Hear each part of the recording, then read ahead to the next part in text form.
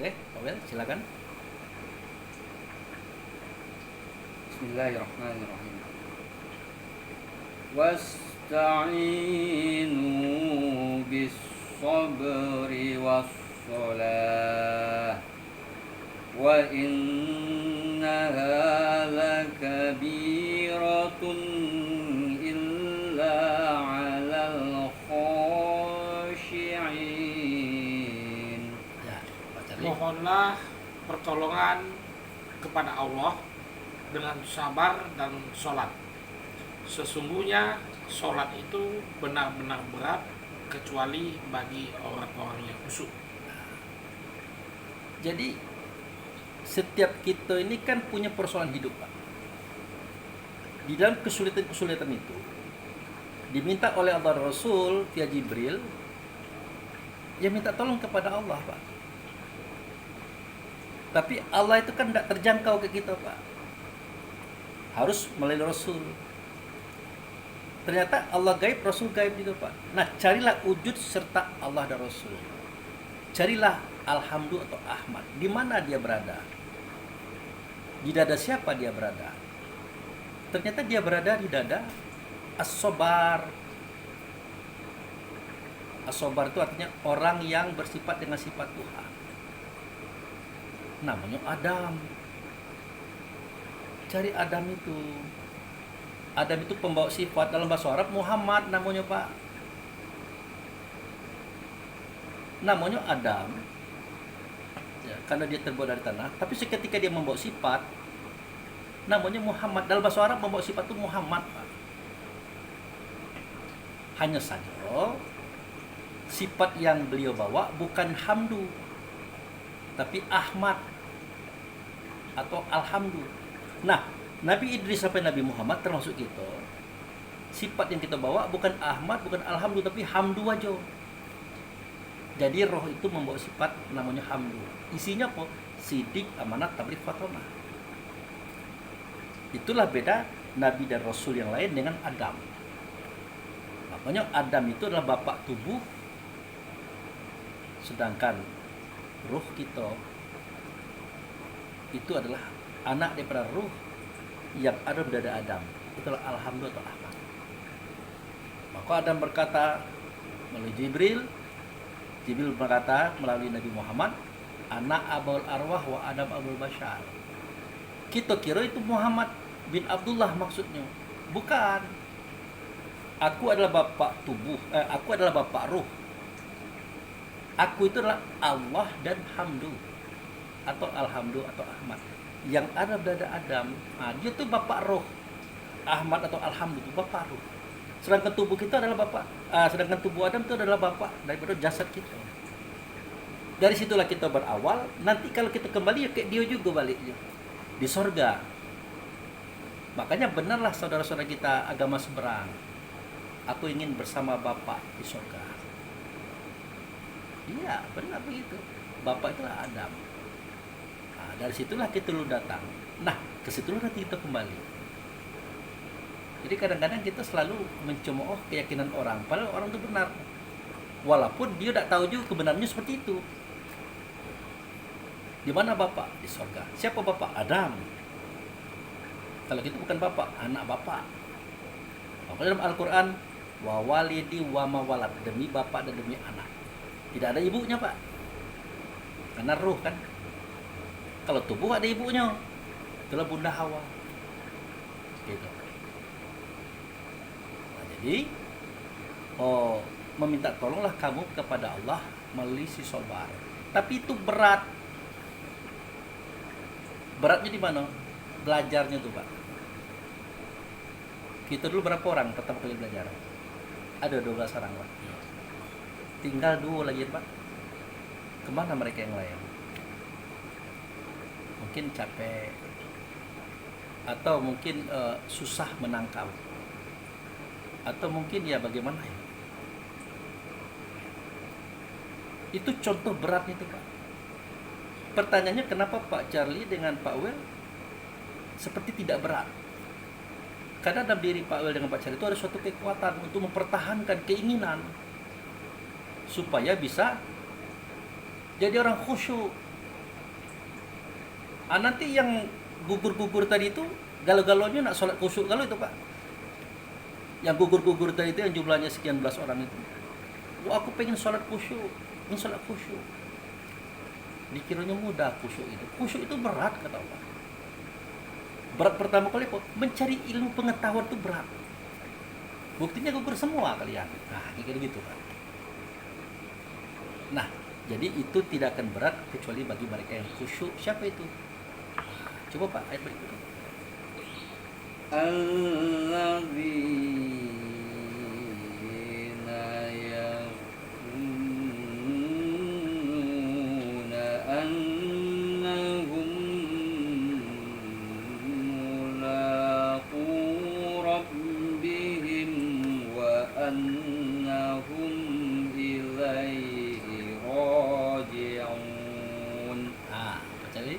Yaitu orang-orang yang meyakini bahwa mereka akan menemui Tuhannya dan hanya kepadanya mereka kembali. Jadi meminta tolong kepada Allah dengan si sabar itu sangat berat. Kalau bukan orang khusyuk tidak akan bisa. Berat pertama kali lah untuk mendapatkan pengetahuan itu Pak. Seperti kita ini kan mulai ngaji jam 10, tutup di jam 3, jam 3:30 baru bubar. Siapa yang siap seperti itu? Hanya beberapa orang.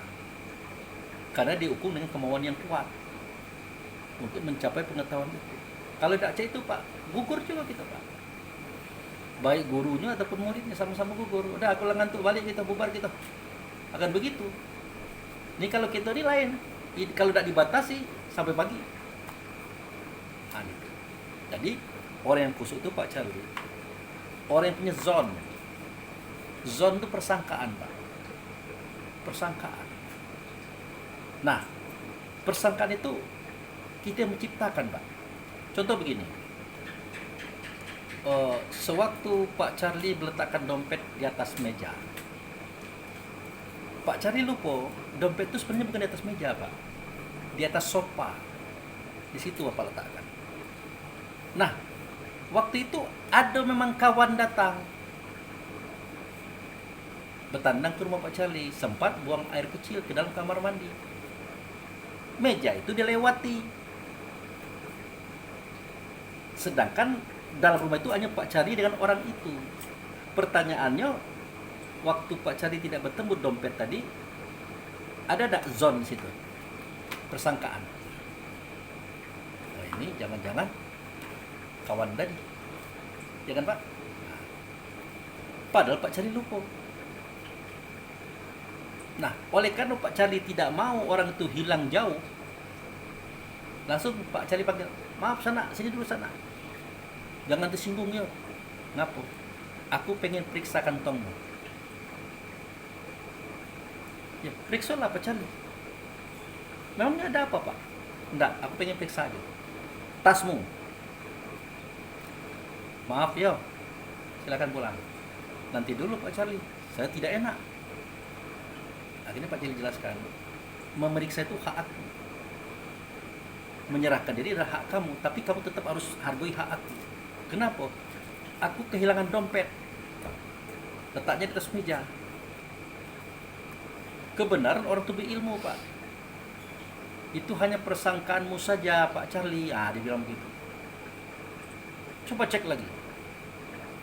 Pas dicari-cari, ternyata terletak di atas sofa. Di dalam kamar, Pak. Woi, maaf sana adonian di atas sofa. Berarti Pak Charlie tadi menuduh saya dalam persangkaan, ya. Tapi karena orang itu berilmu, saya mengerti. Karena kita berdua cuma di sini. Anda dalam menuntut hak Anda itu wajar. Anda tidak salah dalam pandangan saya. Itu orang benar, Pak. Kalau tidak benar tersinggung dia, Pak. Woi, Pak Charlie dituduhnya aku maling. Dituduhnya aku pencuri. Padahal dia pelupuk. Nah, pertanyaannya waktu Pak Charlie mempunyai persangkaan seperti itu, dia itu tercipta sendiri itu, Pak. Tapi kita ikutkan, Pak. Kita ikut. Artinya apa? Dia tercipta sendiri tapi kita ikutkan. Intinya kita yang menciptakan persangkaan itu. Sewaktu kita menciptakan persangkaan itu, langsung memotivasi pemikiran, memotivasi ingatan, memotivasi kesadaran, menyatakan bahwa orang ini memang mengambil barang itu. Tapi setelah dibuktikan secara fakta, ternyata tidak. Untunglah orang itu berilmu. Bagaimana Pak Abu? Pak Abu kan bercerita itu. Kalau Pak Abu sebagai orang itu, aku tak akan tersinggung. Wajarlah dia buat seperti itu. Pertama, kalau berdua aja. Dan kebiasaannya kalau berdua aja ada barang hilang, memang orang itu. Ternyata tidak. Karena kelupaannya Pak Charlie. Nah ini hanya orang yang paham yang bisa seperti itu Pak. Biasanya orang tidak paham Pak. Ngomong di Pak Charlie. Nuduh-nuduh aja. Mulai kemana-mana itu Pak. Intinya adalah persangkaan itu kita yang menciptakan Pak. Makanya Allah berkata, Ana inda zoni abdibi, in zona khairu fa khairu, in zona syarra fa syarra.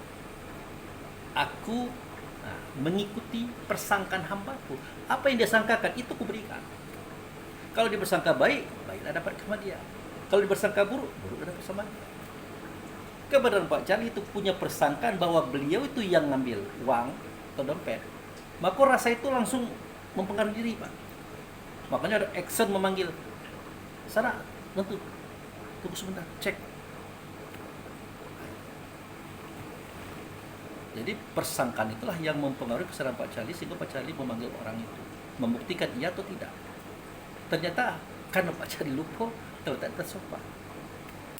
Nah, jadi sewaktu kita sholat, Allahu Akbar. Allah yang kita sebut jatuhlah dia kepada Akbar. Akbar sifat. Sifat jatuhlah kepada wujud serta Allah dan Rasul. Namanya Adam. Itulah yang harus kita pertahankan dalam sholat Pak. Bagaimana pertahanannya Pak Bu? Dengan zon persangkaan. Kalau tidak belajar tidak baca Pak, bersangka seperti itu Pak. Cak manapun juga kita suruh orang tidak akan bisa kalau dia tidak belajar Pak. Nah, jadi dengan adanya persangkaan Pak Charlie, Pak Wel, bahwa rasaku ini sudah menyentuh rasa Rasul dengan Allah, wujud serta Adam, maka tercogoklah Adam di depan kita. Entah cak mana wajahnya kita tidak tahu, yang pasti dia kita rasakan ada di depan kita. Inilah yang dikatakan oleh Nabi yang disebut dengan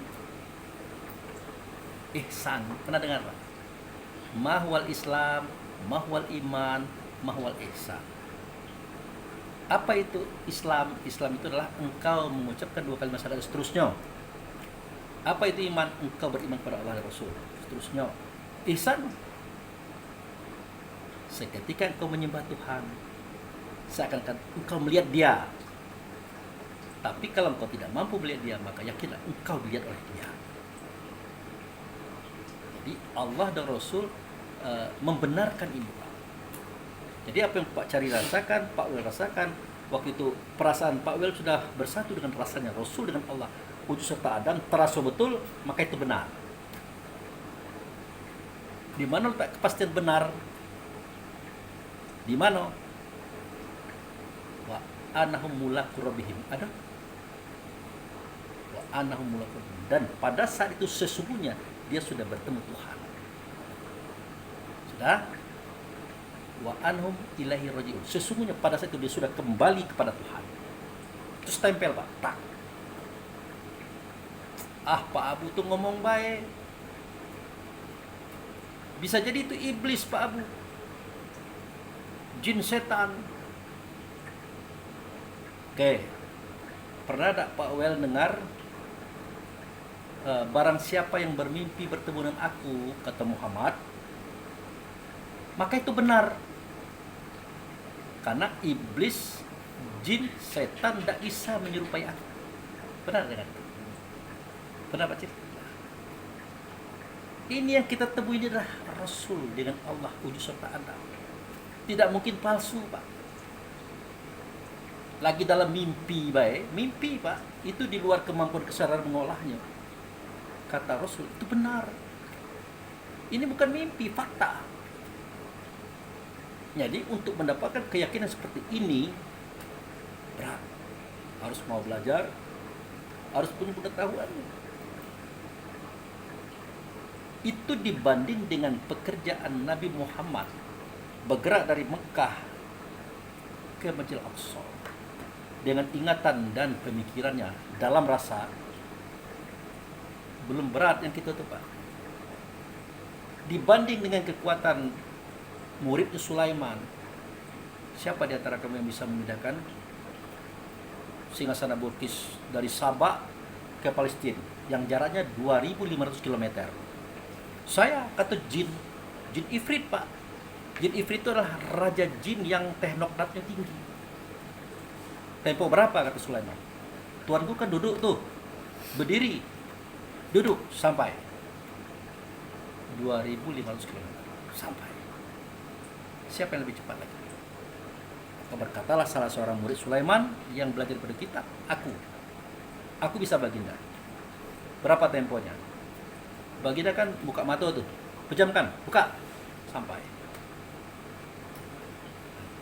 Jadi kerja Nabi Muhammad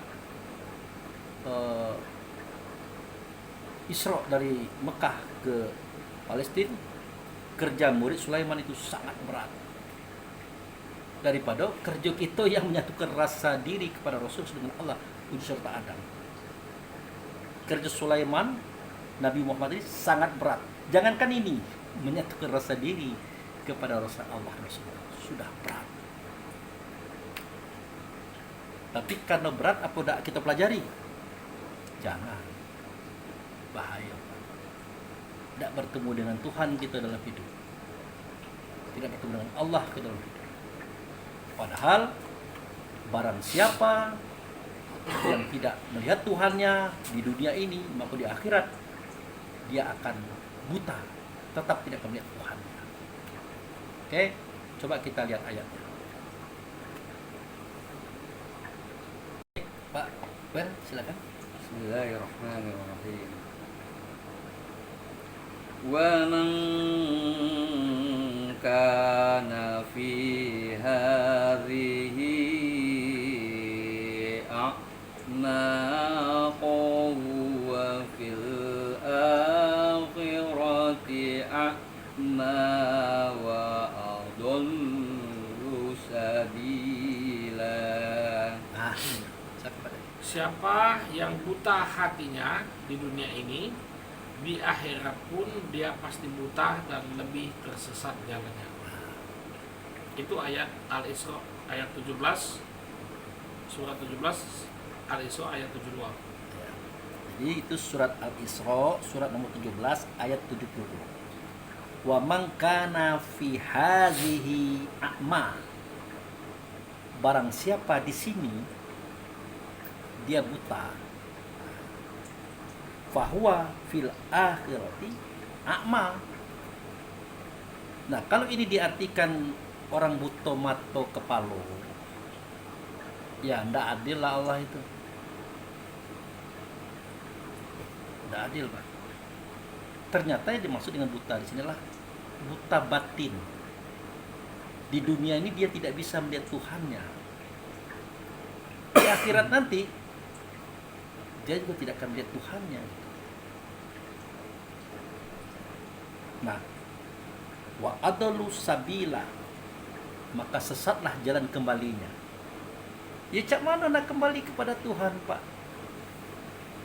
Dia di dunia tidak pernah lihat Tuhan, dia buta kepada Tuhan. Di akhirat nanti bagaimana? Ya sama baik, Pak. Artinya hari ini tolong kenal betul Allah itu siapa. Allah itu zat. Nyata? Jawabnya tidak nyata. Supaya Allah itu nyata, Allah menyatakan dirinya pada sifat. Sejak itu tidak Allah lagi namanya, tapi Alhamdulillah atau Ahmad. Nyata? Tidak. Makanya Allah dan Hamdu atau Ahmad tadi menjadikan basyira. Nah, itu bunyinya wa iz qala rabbuka lil malaikati inni khalaqum basyara. Ingatlah seketika Tuhanmu berkata kepada malaikat. Ini Jibril ngomong ini kepada Nabi Muhammad.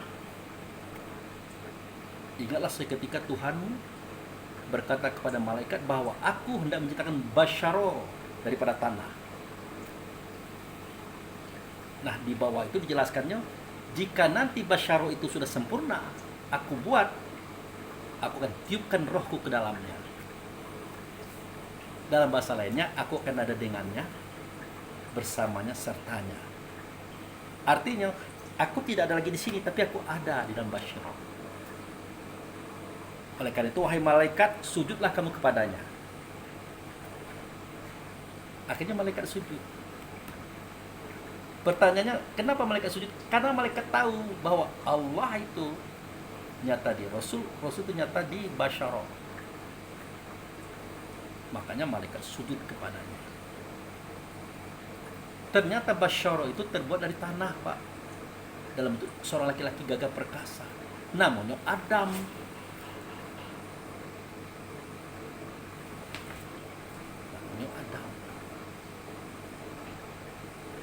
Dalam bahasa Ibrani,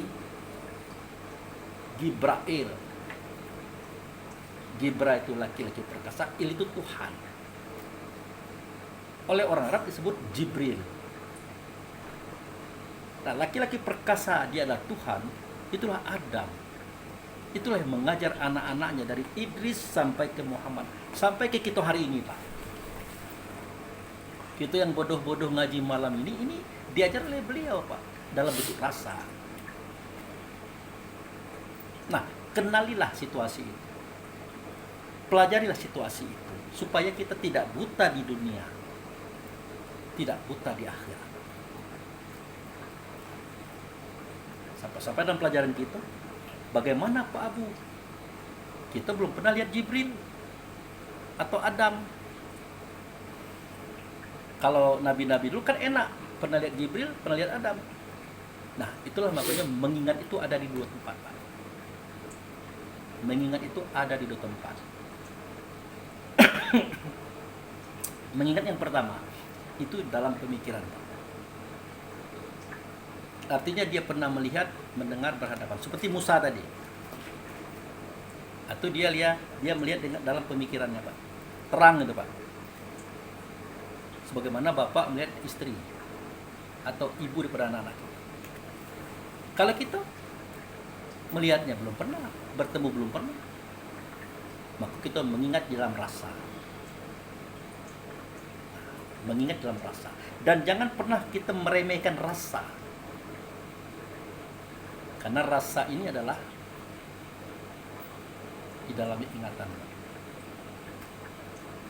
Ingatan itu adalah barkun atau kilat atau buraq yang pernah dipakai Nabi Muhammad dari Mekah ke Masjid Aqsa di Palestina, yang pernah digunakan oleh murid-murid Sulaiman mulai dari Masjid Ifrit sampai tokoh yang berilmu pada kita. Nah, kenalilah itu, prakteklah itu, dan merasalah bersama dengan Allah Rasul di Adam hari ini, supaya kita jangan sesat tempat kembalinya. Kan disebutkan itu, wa adallu sabila. Barang siapa yang buta di dunia tentang Tuhan, di akhirat nanti akan buta tentang Tuhan. Pasti mereka akan sesat di dalam jalannya. Bagaimana tidak sesat, Pak? Bagaimana tidak sesat? Karena jalan yang lurus itu adalah Allah dan Rasul. Nyata di Adam ada di surga, Pak. Nah, hendak pergi ke surga itu lewat mana gitu? Jalurnya itu kemana? Kalau di dunia ini, jalurnya itu ada di Darussalam, Yerusalem, Palestina. Tempatnya itu adalah di bawah kubah kuning, kubah emas. Di situ ada batu sakrah. Nah, di situ ada lorong waktu atau pintu langit. Nah, pintu langit itu, Pak, ada pada surat Al-Hijr surat 15 ayat 14 15. Silakan. Baik, Pak Wen, silakan. Bismillahirrahmanirrahim. Walau fatahna alaihim babam minas samai faqallu fihi ya'rujun. Ya, Pak Salim. Kalau kami bukakan pintu langit untuk mereka, lalu mereka terus-menerus naik ke atasnya. Terus Laqalu innama sukkirat absaruna bal nahnu qaumun mus'urun. ya, baca lagi. Tentulah mereka berkata, sesungguhnya pandangan kamilah yang dikabulkan. Bahkan kami adalah kaum yang terkena sihir. Nah, jika kami bukakan pintu langit kepada mereka, pastilah mereka akan berbondong-bondong masuk ke situ, Pak. Tapi ini jika, Pak. Kenapa jika? Karena mereka itu kan tidak beriman kepada Allah Rasul, sering mendustakan ayat, sering meremehkan pengajian dan kajian. Tidak mungkin, Pak.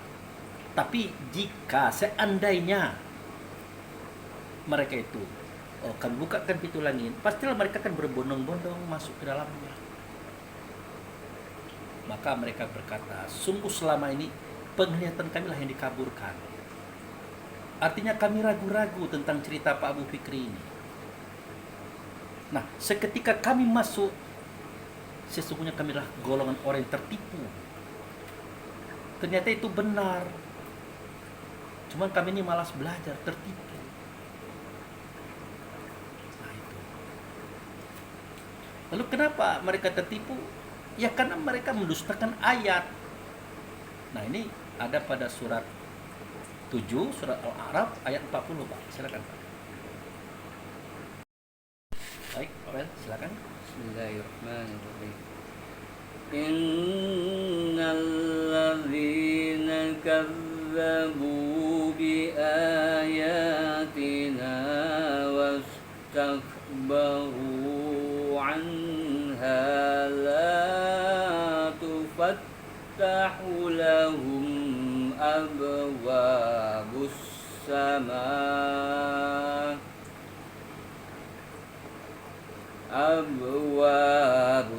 samai wa la yadkhuluna al-jannata hatta yalijal jamalu fi sammil khiyat wa kadzalika najzil mujrimin. Ya, kali. Sesungguhnya bagi orang-orang yang mendustakan ayat-ayat kami dan menyombongkan diri terhadapnya, tidak akan dibukakan bagi mereka pintu-pintu langit, dan mereka tidak akan masuk surga sebelum unta masuk ke dalam lubang jarum. Demikianlah kami memberi balasan kepada orang-orang yang berbuat durhaka. Nah, mereka tidak akan mungkin masuk pintu langit itu, Pak. Karena mereka itu kebiasaan mendustakan ayat-ayat kami. Nah, seketika ditanyakan kepada mereka mana itu ayat, Pak Candi masih ingat? Pak Wel masih ingat kan? Masih, Pak. Kalau di luar kita baca, mana itu ayat-ayat kami? Pasti mereka nunjuk buku, Pak. Itu pada kitab Quran. Mereka tidak sadar seketika Nabi berkata kitab, buku itu belum ada. Seketika Nabi berkata Quran, buku itu belum ada. Ternyata kitab itu adalah Quran, Quran itu adalah ayat.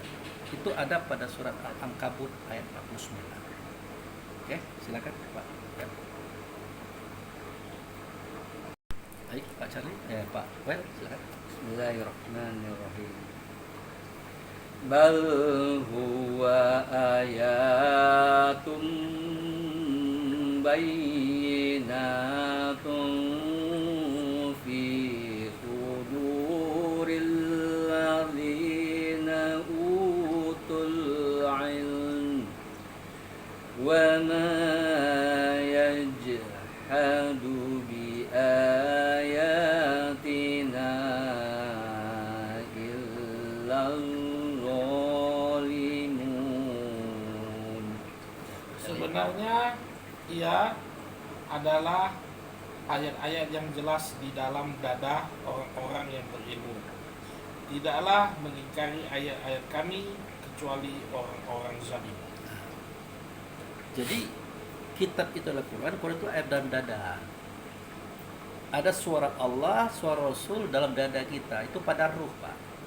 Itu yang sering kita ingkari.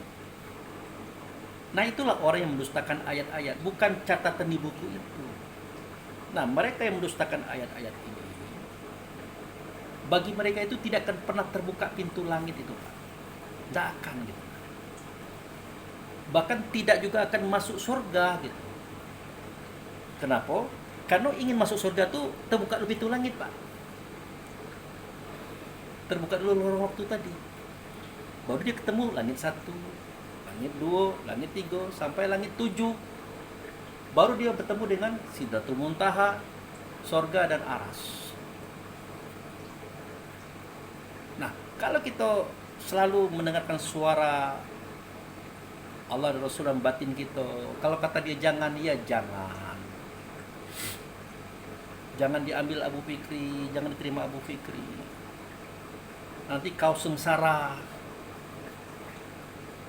Dulu Pak, sekarang kan udah dicanangkan Pak, hukum orang nikah siri Pak. Pernah dengar itu Pak? Sekarang orang nikah siri Pak, kena penjara Pak. Yang menikah kena penjara, saksi kena penjara, yang menikahkan kena penjara. Nah, kebenaran beberapa waktu yang lalu, orang datang minta dinikah sirikan kepada Pak Abu. Nah, waktu itu ada bahasa dalam batin ini, jangan. Walaupun dikasih uang banyak sekalipun, jangan.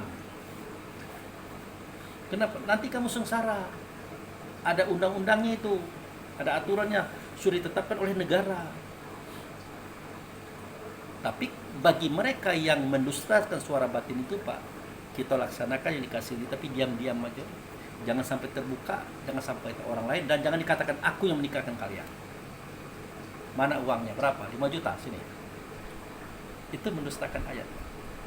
Padahal dalam dada ini sudah mengatakan jangan. Akhirnya terbukti Pak. Nah, kalau terbukti Pak ya, rupanya laki-laki tadi masih punya istri Pak, punya anak-anak. Istrinya menuntut, anaknya menuntut. Nah, akhirnya bapaknya kena penjara.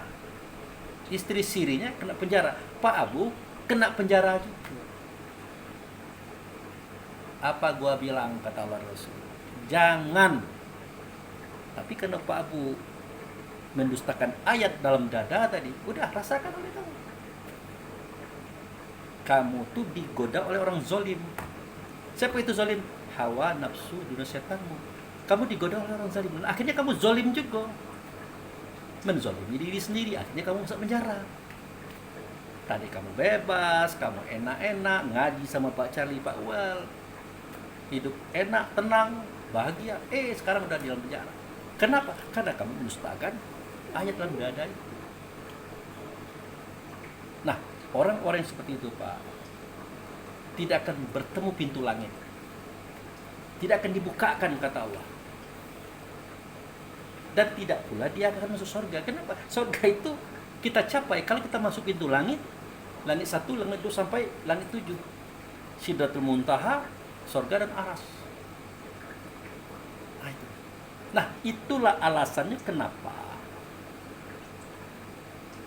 Nabi Muhammad itu dari Mekah diajak oleh Allah dan Rasul via Jibril bukan ke Ka'bah, Pak, tapi ke Masjidil Haram, ke Masjidil Aqsa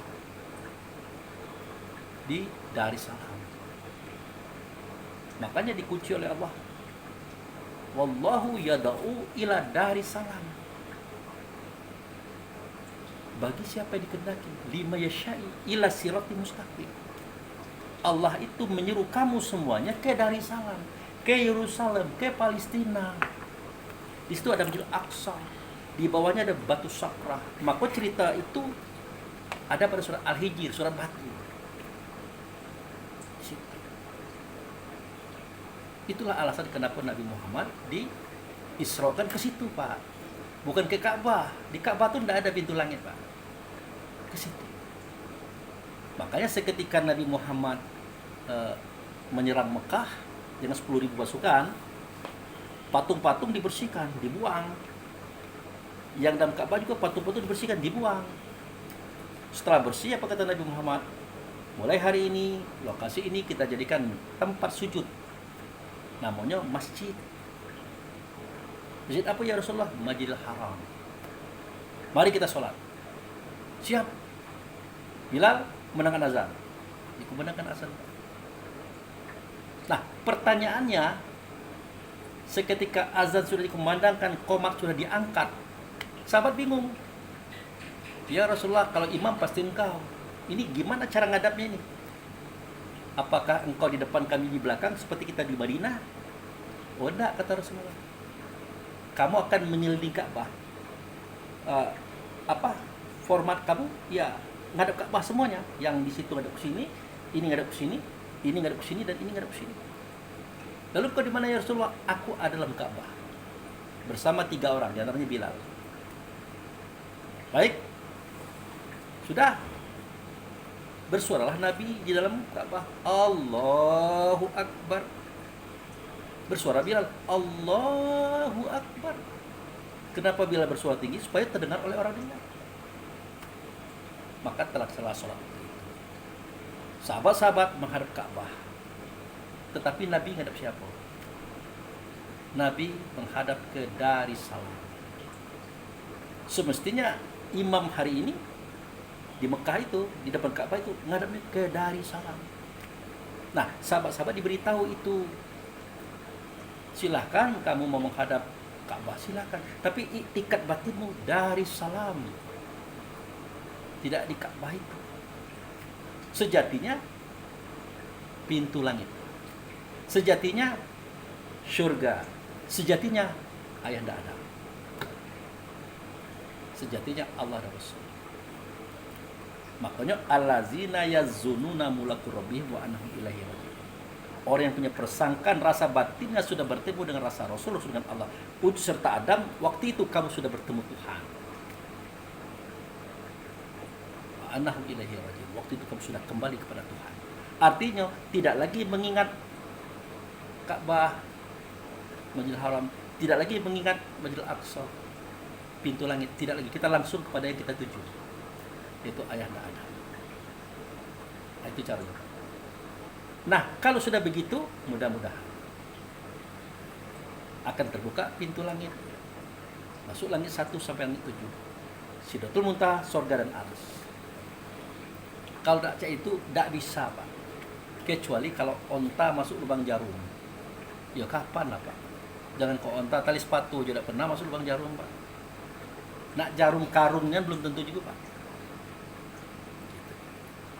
Nah, inilah cerita tentang kekuatan ingatan pada rasa diri didorong oleh pemikiran. Jadi ilmu ini ada dalam kitab Quran, ada pada hadis, ada pada pemikiran orang-orang yang tahu. Oh, apakah Pak Abu orang yang tahu dalam bahasa agamanya ulama? Bukan juga, Pak. Mana kita tahu masalah ini, tapi diberitahu. Siapa yang memberitahu? Yang mendidik para nabi, yang mendidik para rasul itu adalah Adam, ayahanda kita. Tapi Jibril namanya. Kalau mereka wahyu namanya turun, kalau gitu bukan wahyu, Pak, ilham. Nah, orang yang mau belajar itu adalah orang yang dapat petunjuk daripada dia. Ilham juga namanya, Pak. Maka maka rugilah orang-orang yang tidak mau belajar, tidak mau menuntut pengetahuan ini, Pak. Makanya ada kalimat yang berbunyi, Pak, walaqad zara'na li jahannam katsiran minal jin wal ins walhum qulubu la yafqahuna biha walhum a'yunu la yubsiruna biha walhum azunu la yasma'una biha ulaika kal an'am bal hum adal wa ulaika humul ghafilun. Akan kupenuhkan neraka jahanam itu dengan jin dan manusia. Kenapa? Apa dosanya ya Allah? Apa dosanya ya Rasul? Apa dosanya wahai ayahanda Adam? Dosanya dia punya hati, tidak mau berpikir dengan hatinya. Dia punya penglihatan, tidak mau belajar dengan penglihatannya. Dia punya pendengar, tidak mau memahami dengan pendengarannya. Mereka itu, kata Allah, sama dengan binatang. Lah kalau sama dengan, Pak, artinya binatang, Pak. Nak tahu bentuknya, lihat nanti waktu dia mati. Binatang tuh lah. Bahkan lebih parah. Kenapa? Karena mereka lalai. Lalai di mana? Punya ruang, punya waktu, punya hidup, tidak dimanfaatkan. Punya akal fikir, tidak dimanfaatkan, malas belajar. Ternyata dosa mereka hanya itu. Jadi, petang-petang kita tidak minum, tidak iri, tidak dengki, tidak berzina, tidak merampok, tidak membunuh. Kita kira aman. Ada satu lagi, Pak. Tidak mau belajar, kita akan kena. Bahkan parah, Pak. Nah, itulah kira-kira pengajian kita malam ini. Insya Allah nanti kita sambung dengan tanya jawab yang itu kita akan jawab insya Allah. Demikian pengajian kita malam hari ini. Cukup itu saudaraku. Kemudian kita akan lanjutkan pada sesi berikutnya. Demikianlah wabillahi taufiq wal hidayah. Assalamualaikum warahmatullahi wabarakatuh. Waalaikumsalam warahmatullahi wabarakatuh.